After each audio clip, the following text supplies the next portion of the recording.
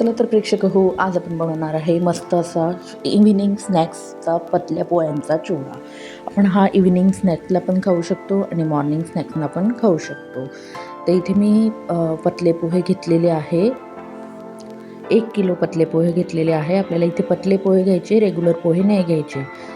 त्यानंतर मी 1 वाटी शेंगदाणे घेतलेले आहे, 1 वाटी बारीक काप करून खोबरे घेतलेले आहे, अर्धी वाटी कढीपत्ता घेतलेला आहे, 7 ते 8 मिरच्या बारीक कापून घेतलेल्या आहे, हिरव्या मिरच्या. आपल्याला हिरव्या मिरचीचा करायचा आहे म्हणून आपण हिरव्या मिरच्या घेतलेल्या आहे. कढईत थोडं थोडं तेल टाकून आपण हा पूर्ण चिवडा भाजून घेणार आहोत. जिरं टाकलं आहे, मोहरी टाकली आहे. हे जिरं मोहरी तडतडल्यानंतर आपण हळद टाकून घेऊया. थोडी थोडी हळद टाकून सगळे पोहे आपण असे भाजून घ्यायचे आहे, जेणेकरून ते छान भाजले जातील आणि आपला चिवडा हा एकदम खुसखुशीत होईल. असे भाजून घ्यायचे आहे पोहे. पोहे चांगले भाजल्यानंतर चिवडा हा एकदम कुरकुरीत लागतो, नरम होत नाही. त्यामुळे आपल्याला हे पोहे सगळे भाजून घ्यायचे आहे. तुम्ही बघू शकता सगळे असे थोडा फिक्कट पिवळसर रंग येईपर्यंत भाजून घ्यायचे आहे. त्यानंतर आपण इथे शेंगदाणे घेतलेले होते ते पण भाजून घेतलेले आहे. थोडं तेल जास्त टाकून घेऊया आणि मग ते शेंगदाणे आपण भाजून घेत आहोत, तेलामध्ये फ्राय करून घेत आहोत. इथे मी 1 किलो पोहे घेतलेले आहे, त्यानुसार सगळं मापानुसार मी शेंगदाणे खोबरे वगैरे घेतलेले आहे. तुम्ही कमी जास्तही करू शकता.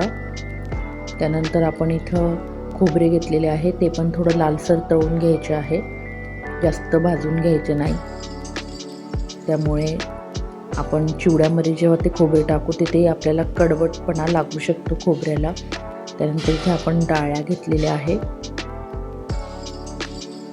आपल्या डाळ्या, आपले जे फुटाणे असतात त्याच्या डाळ्या आहे, त्या डाळ्याही आपण भाजून घेतलेल्या आहे. दाताखाली खूप छान लागतात ह्या चिवड्यामध्ये डाळ्या.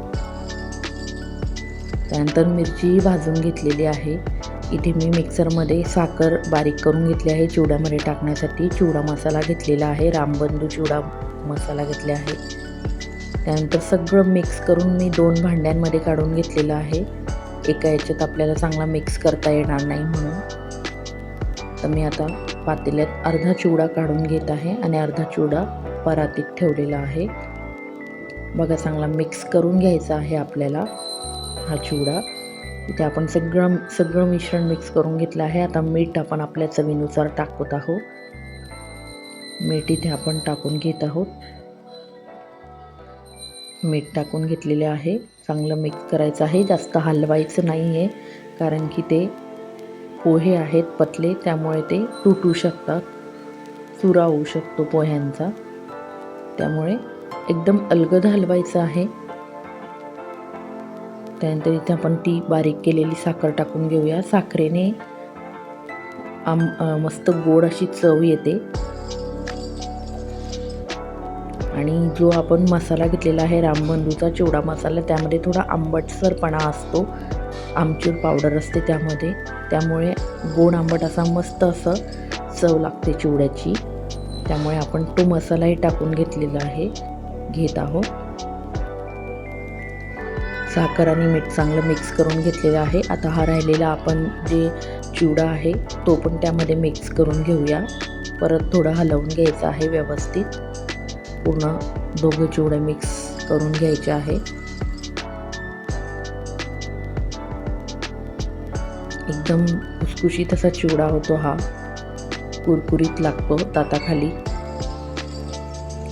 थोड्या मिरच्या मी अजून टाकलेल्या आहे, त्या कमी झाल्या होत्या म्हणून. हा चिवडा मसाला टाकून घेऊया. अर्ध पाकीट टाकायचं आहे, पूर्ण पाकीट टाकायचं नाही. यामध्ये आमचूर पावडर, हळद वगैरे असते. हा पण आपण आता छान मिक्स करून घेऊया. चिवडा मसाला चांगला चिवड्यात मिक्स करून घेऊया. हा पोहे चिवडा मसाला आहे, तुम्ही साधा चिवडा मसाला आणला तरी चालतो, कोणत्याही ब्रँडचा घेतला तरी चालेल. तुम्ही बघू शकता चिवड्यामध्ये छान मिक्स करून घेतला आहे चिवडा मसाला. आणि मीठ पण तुमच्या चवीनुसार तुम्ही कमी जास्त करू शकता. साखरही तुमच्या चवीनुसार तुम्ही कमी जास्त करू शकता. चला तर मग तयार आहे चिवडा. आपला चिवडा तयार आहे. अशीच नवनवीन रेसिपी बघण्यासाठी चॅनलला सबस्क्राईब करा, लाईक करा, शेअर करा.